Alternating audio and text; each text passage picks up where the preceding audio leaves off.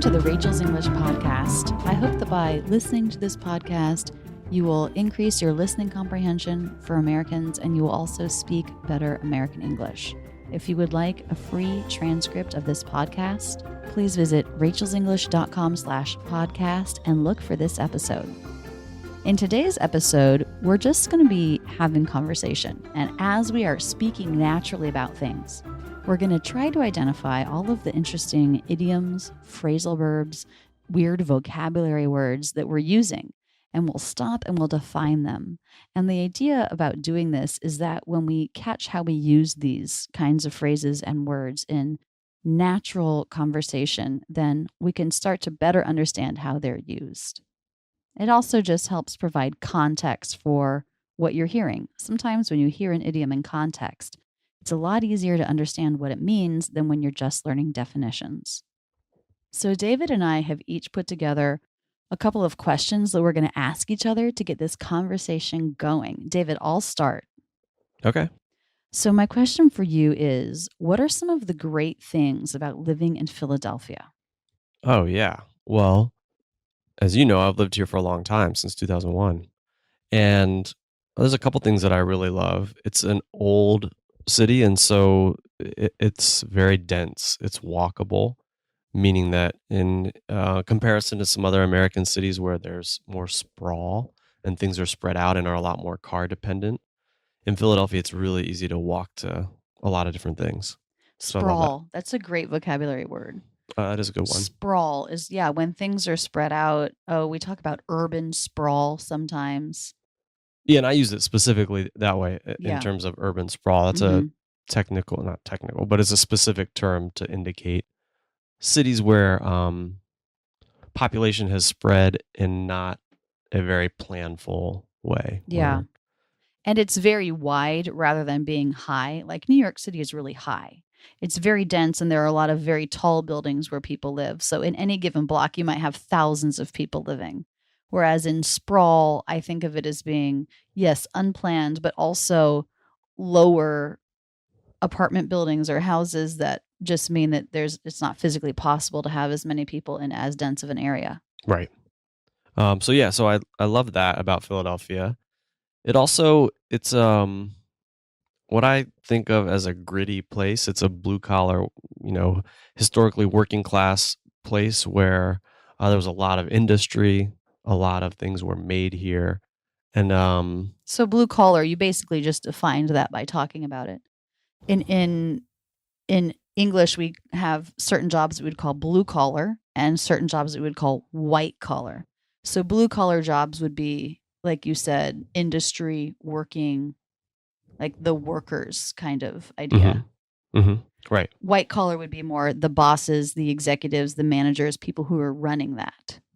Yeah, or office work versus work with your hands could be a rough translation as well. Yeah. And it literally comes from the color of one's collar, right? Like a lot of blue collar jobs, those uniforms tended to be blue. Yeah, that is probably where it comes from, I would imagine. I don't know that for sure, but it seems like a very plausible explanation. Yeah, so what would you say? Oh, well, I think I love how Philly is sort of cutting edge on the food scene. Cutting edge. Yeah, I mean it's one of the cities in the world. No, I wasn't questioning that. I was saying that's an interesting phrase. Right. I totally agree that it's cutting edge. Yeah, so what does cutting edge mean? Cutting edge means innovating at the forefront, where a lot of excitement around something is happening. A lot of interesting work and developments in a field are happening where it's cutting edge. It's at the edge where new growth is happening, you could say. And so I think there are a lot of interesting food options here and a lot of great chefs working in the city. It's definitely a foodie city. So I like that. Yeah, and there's a unique thing here of BYOs.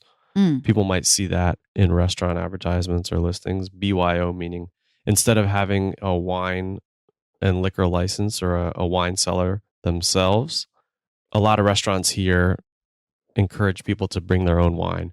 In other words, they're not licensed themselves to sell wine. And so you're welcome to bring your own, BYO. Yeah, that stands for bring your Own.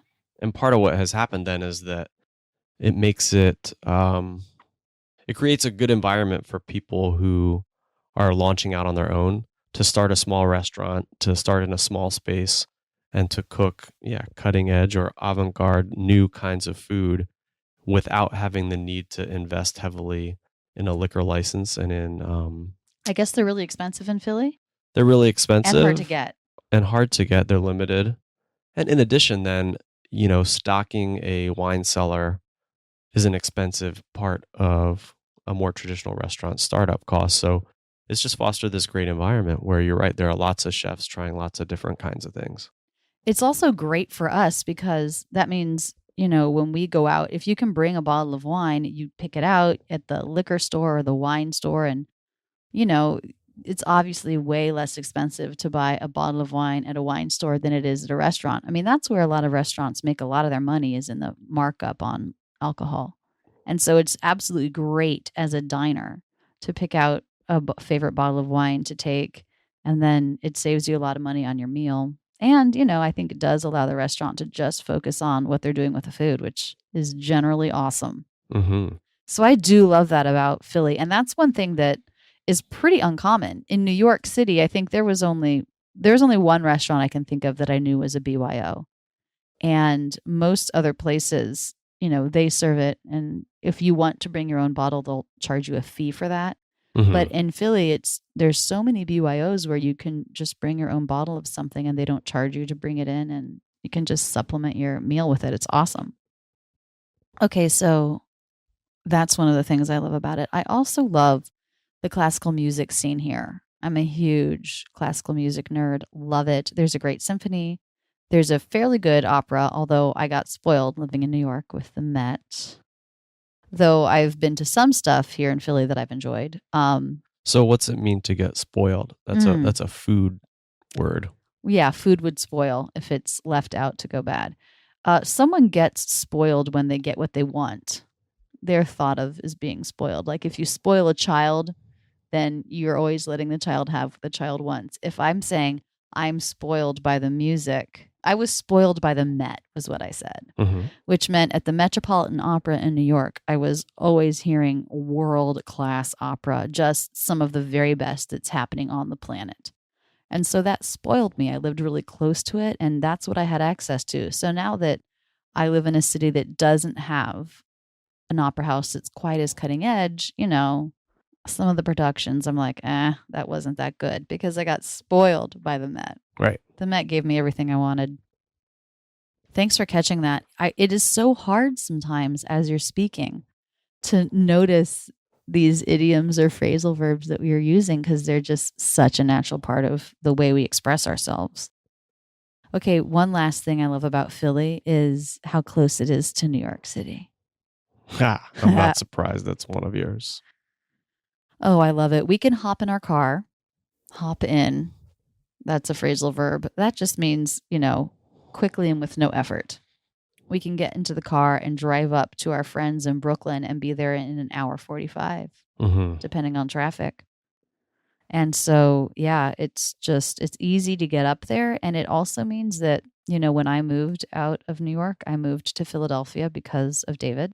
And it meant that I didn't have to, my friendships there didn't have to change that much because I still get to see those friends quite a bit. And that's just been such an important part of my life, those friendships.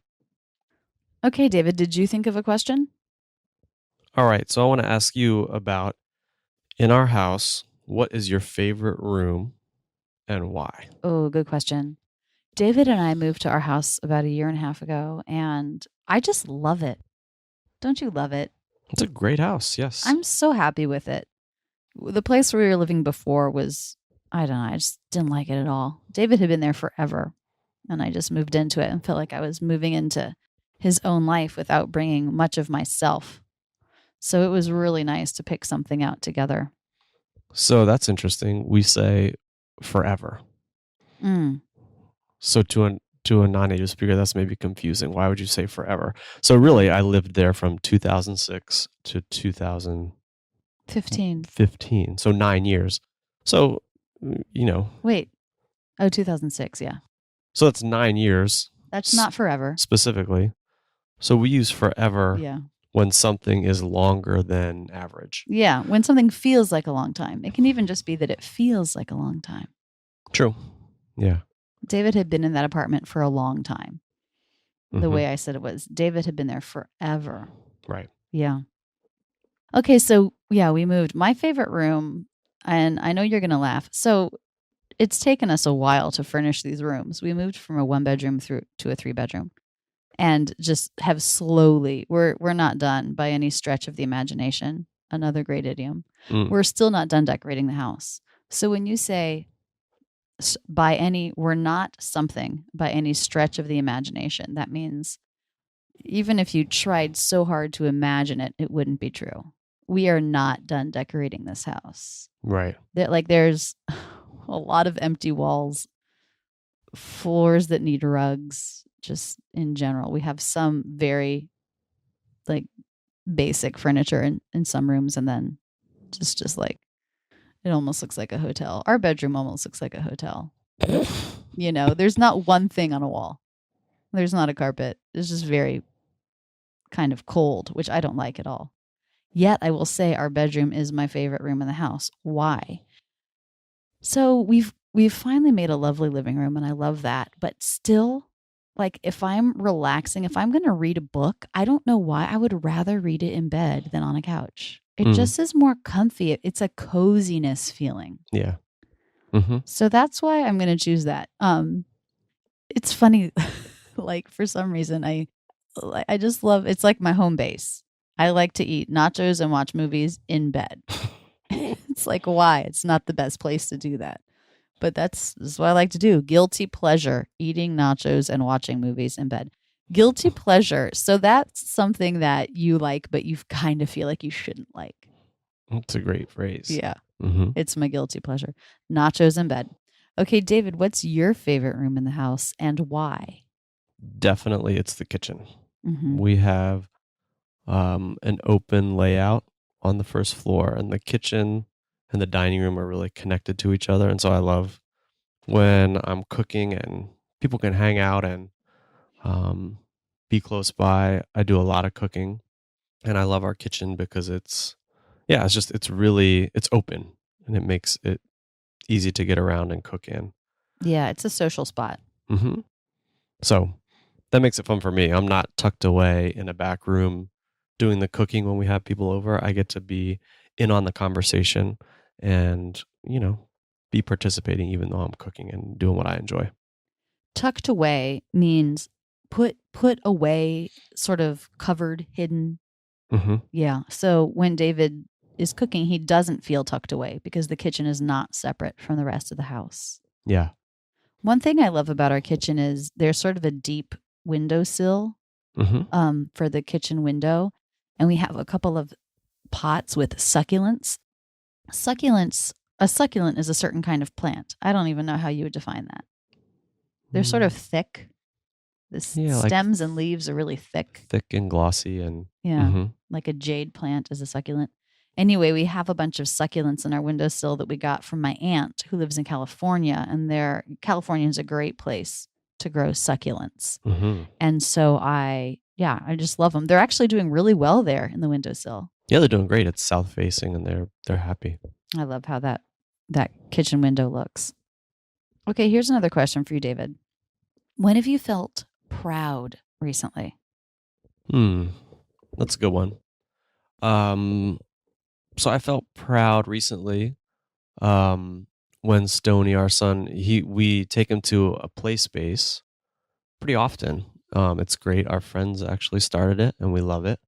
And so we were there. Play space. What do you mean? Oh, right.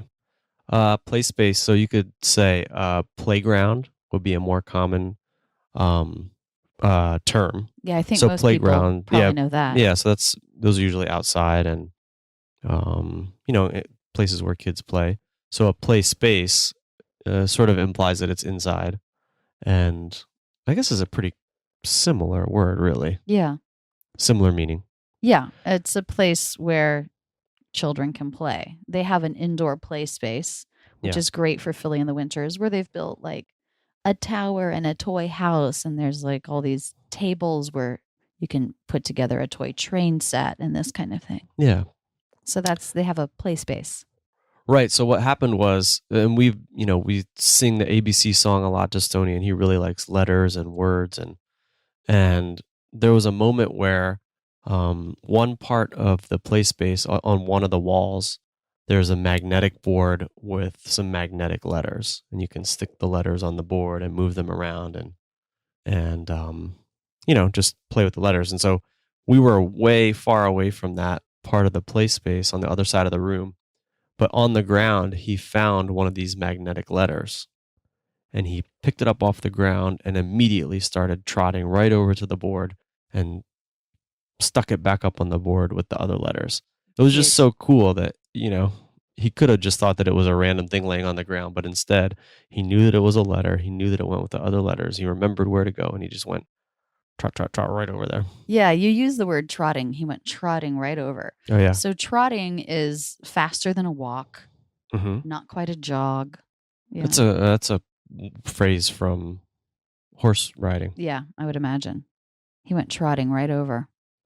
It sort of implies that he had a mission. He had something he was in mind that he really wanted to go do. Yeah, that's a good way to put it. So that's a time when I was proud recently. What would you say? Well, there's something extremely exciting happening. And by the time this podcast gets edited and posted, it will have already happened. But I'm feeling really proud about my YouTube channel right now because I think this week, David, within the next 7 days, I'm going to reach 1 million subscribers. Yeah. I mean, that is so cool. That is really cool. I'm not supposed to say that kind of thing about myself, but I feel very proud of it. Just very lucky. I've been making videos. I posted my first video on YouTube in October of 2008. So almost 9 years ago. Yeah. And it's taken a long time to get here. And, I think it's awesome that so many people are coming along for the ride. Coming along for the ride? Yeah. What does that mean? They are joining me on this adventure that is Rachel's English. Yeah. Mm-hmm. Yeah. So that's something that I'm feeling really proud of and really excited about and very, very thankful for. Mm-hmm. Okay, Rach, I have a question. So take your mind back 10 years. So imagine where you were, what you were doing. 2007. Yes. Okay. I was traveling in Indonesia and Thailand and living in New York City. What were you doing? I was living in Philadelphia in that apartment where I lived forever. Yeah. Okay. Okay. So that's what we were doing 10 years ago. Okay. What's the question? So my question is, what is something that has changed about your personality since then? Well, okay. Let me try to remember myself. Okay. Yeah. I'm remembering myself. Got it. I guess I would say, I think that since then, in the past 10 years, I think I've developed a little bit more interest in being still and calm and just watchful. Moments where, I don't know, I'm aware of letting my mind just kind of settle down. I don't think I really did that. I don't think I even knew that was an option. I think I just thought, my mind goes all the time and that's that. I don't think I ever thought, oh, but what if I just watched my mind go? How would that change my relationship to all of the crap that my mind is saying? And that's been interesting. Yeah, just that's a good one. That's gaining insight there. Mm-hmm. It's a profound change. Yeah, it is. It does make a big difference, I think, in enjoying life. What about you? So you were living in the apartment. I was living there. And I think something that's changed is that if I go back to that point in my life and think about it, I was in a really intense time of growth and introspection and learning about myself and really, sort of focused on me in a way that I think was good and growthful and positive, but it was really, I don't know, inward focused. And I would compare that to now where I feel I'm much more focused on our family, on Stoney, and really a little bit more outwardly focused on putting our family's needs as the priority versus being introspective and having my own needs be first. So introspective, meaning looking inside yourself, really paying attention to yourself and your being. Mm-hmm. Also, the word focus, we use this with like a camera. Is this picture in focus? But then we also use it with where do we put our attention? You can focus inward, like you said you were doing more of 10 years ago, where again, you're introspective, you're looking at yourself, thinking about yourself, your life, or you can focus outward, where you're paying more attention to the people and the environment around you. What's your focus, everybody out there? Take a second, think about it. You can also focus on a specific project. For example, I could say, well, today I really want to focus on getting these podcasts recorded or something like that. Yeah, you're right. We really use that in a lot of different ways. Mm-hmm. It's a great word. All right. So let me ask you something. So, and I guess this includes a phrase that we'll need to define probably. But here's my question. Okay. What is one of your pet peeves? Oh yeah, let's define pet peeve. So a pet peeve is something that bothers you. Or you could say, I can't stand that. If you can't stand something, that means it really annoys you, really aggravates you. And it's a small thing. It's a something small that is aggravating or gets under your skin. Right. It's not like a major issue. It's just something small that bothers you, that annoys you. Yeah. Okay, what's one of my pet peeves? Well, I'm an introvert, as we have already discussed in another podcast. And one of my pet peeves is when I'm in a public space, like on an airplane, for example, and someone tries to make this conversation with me, this big conversation. I do not feel like talking to people. And so one of my pet peeves is people making conversation just for the sake of conversation. We don't need to pass any information on. So I would rather not talk to you. I only want to talk to people I don't know for transactional kinds of things. Mm-hmm. Like your total is $31. Great. Here's my credit card, that kind of thing. If there's not a need for conversation, I would rather not have it. Yeah. You're enjoying your time and space and sort of relaxing and yeah, especially now, now if I'm like not on duty being Stoney's mom and I'm somewhere like an airplane where I could potentially watch a movie or read a book, I really want to do that. So that's one of my pet peeves. What about you, David? Let's see. One of my pet peeves, this has come up a couple times recently, is there are these automated phone answering systems now for almost everything. So the example was that I had to call my credit card company. There was a mix-up and, just wanted to speak to a human being. My problem only needed, it was like a 15-second explanation. I could have taken care of the actual business of the call so quickly. But instead, this thing picks up and it's this automated system and press 1 for, or please listen to the following options as our options have recently changed. Everybody's options have recently changed. I know that's like the standard What's thing the they deal? say. It's not true. No, they haven't. Anyway, so I get really worked up. Yeah, because it takes so much time to execute your one task that you have to do. Yeah.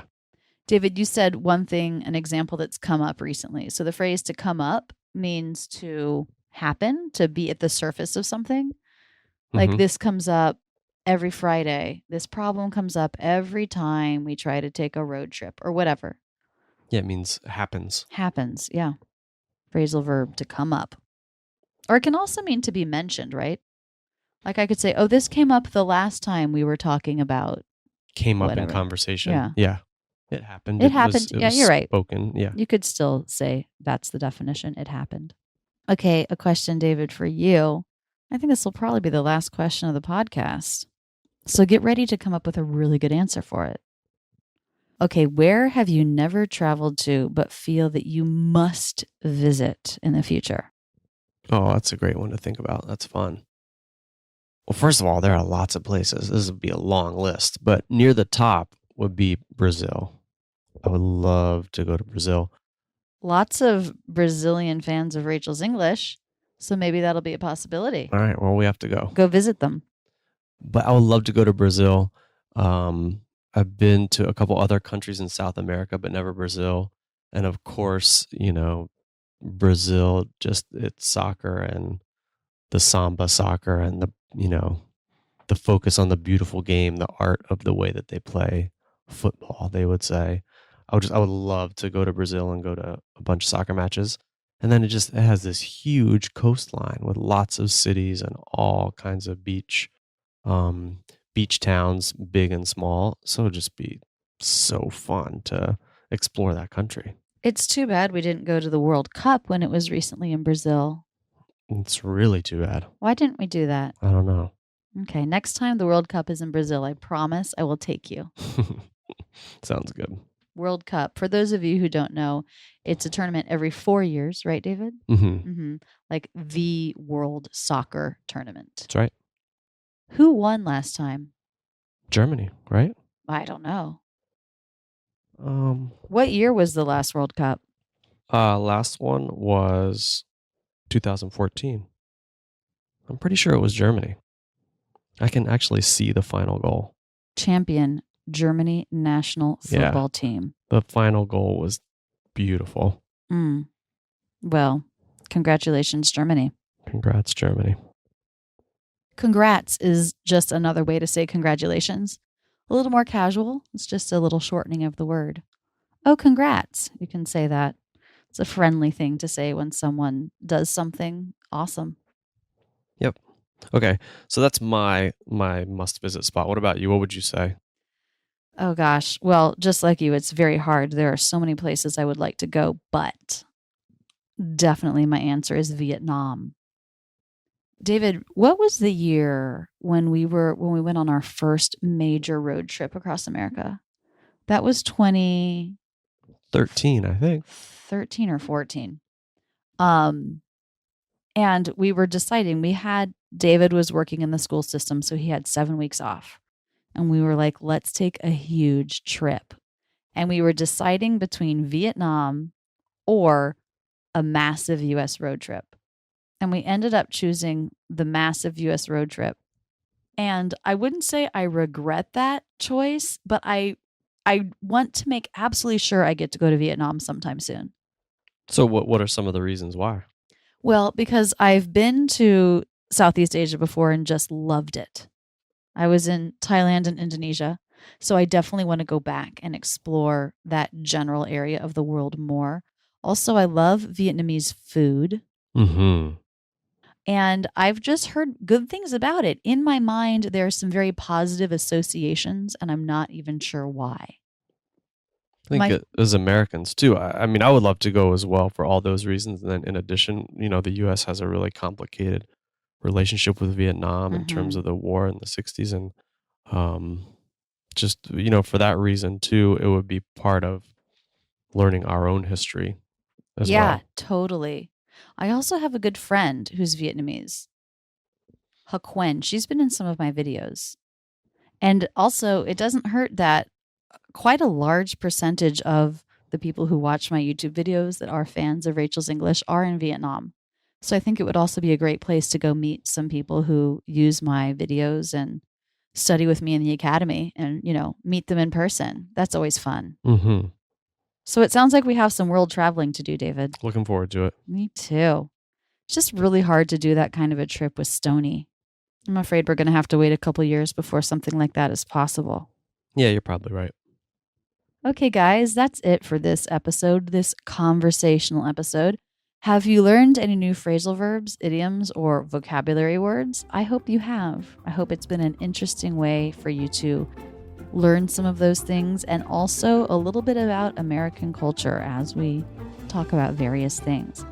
If you would like a copy of the transcript for this podcast, it is absolutely free. Visit rachelsenglish.com/podcast. Thanks, everyone, for being here. Thanks, David, for helping me record this. You're quite welcome. We'll see you guys again next week. In the meantime, if you're not subscribed to the podcast, please subscribe. It's free. You can do this on iTunes or Stitcher. I'd also invite you to leave a review of the podcast. I read all of the reviews, and I love hearing what you guys think of the Rachel's English podcast.